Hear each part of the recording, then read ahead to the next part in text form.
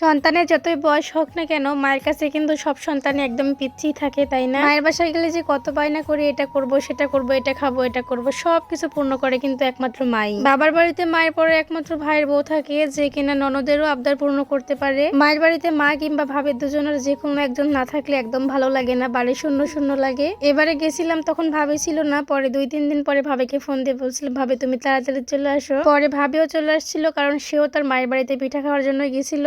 বাবার বাড়িতে মা, বাবা, ভাই, ভাবি, ভাইয়ের ছেলে এগুলাই কিন্তু পরিপূর্ণ, তাই না? এদেরকে ছাড়া কেন জানি বাবার বাড়ি একদমই পরিপূর্ণ লাগে না, মানে কেমন জানি নাই নাই লাগে। এবার আমরা 3 বোন একসঙ্গে গিয়েছিলাম, কিন্তু ভাইয়া আসতে পারিনি। মা তো মনে হচ্ছে কি থয়ে কি রান্না করবে, মানে কখন কোন রান্না করছে তার ঠিক নাই, আর আমরা এদিকে খাওয়ার জন্য ব্যস্ত। বাবার বাড়িতে যখন 3 বোন একসাথে যাই তখন আমার কোনো কাজ করতে হয় না, কারণ মা থাকে, ভাবে থাকে, বোনেরা থাকে, তারাই অনেক কাজ করে। আমার শুধু কাজ বাচ্চাদেরকে দেখাশোনা করা আর ভালো ভালো জিনিস খাওয়া আর কি। আজকে মা ভেজানো পিঠা বানাবে, আর এই তো সাতফুতির পিঠা। আমার মা প্রায় প্রত্যেকটা পিঠাই অনেক ভালো করে বানাতে পারে, কিন্তু আজকে কি হয়েছে, ভালো পিঠাই হয়নি, মানে পিঠা ভালো করে ফুলেনি। দেখো কত বড় পাতিলে পিঠা বানানো হচ্ছে। আমার মায়ের হাতে এই চিতই পিঠা খেতে দারুণ মজা লাগে, মানে দুধ আর নারিকেল অনেক বেশি দেয়, 2 ভাগ দুধ দেয় আর 1 ভাগ পানি দেয়, মানে দুধের পরিমাণটা সবচেয়ে বেশি থাকে। তারপরে এই তো চলে আসছে একটু ঝালের পিঠা বানানোর জন্য, মানে ঝালের সাতফুতি।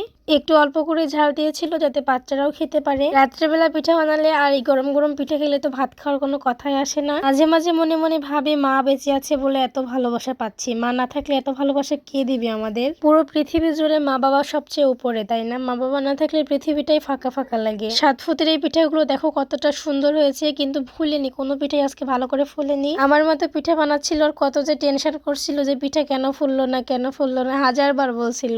এদিকে আমার মায়ের পিঠা বানানো প্রায় হয়ে গেছে। মা পিঠা বানাচ্ছিল আর আমি আকার বারে বসে থেকে জাল দিচ্ছিলাম আর খাচ্ছিলাম যাতে পিঠা ফুলে। তার জন্য আমার মা কত টেকনিক যে অবলম্বন করলো, কিন্তু তারপরও পিঠা ভালো করে ফুলাইনি। একটা কাপড়ের টুকরো ভেজে এনে তার বাতা দিয়ে এই তো এইভাবে দিচ্ছিল যাতে কোনো হাওয়াই ভিতরে না ঢুকতে পারে। একবারে যে পিঠা ফুলেনি তা না, পিঠা ফুলছিল কিন্তু মায়ের মন মতো হয়নি, তাই আর কি। যাই হোক, আজকের ভিডিওটা এই পর্যন্তই। তোমরা সবাই অনেক অনেক ভালো থাকবে, দেখা হবে পরবর্তী কোনো ভিডিওতে। সে পর্যন্ত সুস্থ থাকো, ভালো থাকো। সবাইকে অনেক অনেক ধন্যবাদ আমার ভিডিওটা দেখার জন্য। আসসালামু আলাইকুম।